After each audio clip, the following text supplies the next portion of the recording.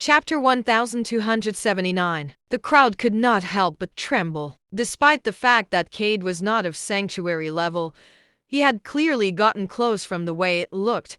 He was definitely at least pre-sanctuary. A pre-sanctuary level cultivator had been killed off with a single move. That meant that Wilbur was not of ambience level for sure. Just then, Darbin got to his feet, pale in the face as he said, "Gentlemen, I'll leave you to settle your own affairs. I'll stay out of this." He left in a hurry with his secretaries after that. The affairs between sanctuary-level cultivators were far from what a little mayor like him could afford to take part in. After he was gone, the crowd gazed at Wilbur in terror, unsure of what to do next. Bailey's gaze at Wilbur, however, was full of nothing but admiration. She had finally realized just how powerful Wilbur was and found it deeply attractive. Wilbur began to pace about the room. Daryl, Sans, and the others hardly dared to breathe a word, as if the convicts were waiting for their sentence. That was no far from the truth. Wilbur had the situation in the palm of his hand,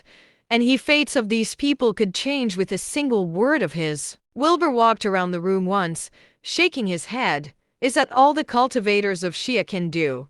That's disappointing." To tell the truth, he would have been spat on if he had said those words just now. Now, however, no one dared to say a thing in response. Wilbur made another 2 rounds in the room before his expression turned cold. "You can all get lost now.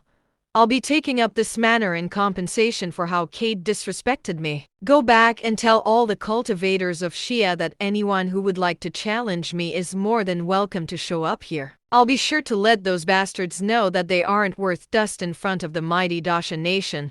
Do you understand?" Daryl and Sans' chests lurched. Wilbur was clearly challenging the entire cultivators' circle of Shia. Of course, neither of them dared to say another word as they left in a hurry with their respective members. What mattered most right now was getting out of this god-forsaken place. After they were gone, Cade's men dispersed as well without leaving a trace. Only Miles and his 2 friends were left, as well as the 2 bodyguards from earlier standing in a daze. Wilbur strode up to Miles with a cheeky smile.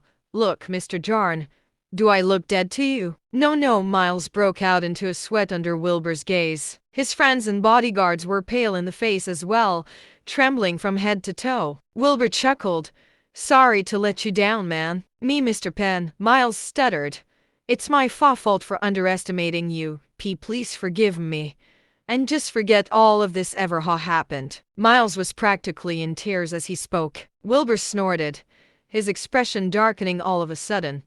"Why the hell should I let you go, though?" Miles slid off his chair, falling to his knees on the ground. His friends and bodyguards scrambled to kneel as well, trembling all over. "It's my fault. I'm so sorry. I'll never do it again, I swear. Please just let me go." Miles burst into tears, sobbing with all his might. Wilbur shook his head, acting all tough with no actual courage. "You're pathetic. Get out of my sight." Miles and the others bowed profusely before fleeing for their lives. Wilbur shook his head. Just then, Jack came out from where he had been hiding. He fell to the ground in front of Wilbur, bursting into tears. "Please save me, sir. Please. I'm begging you."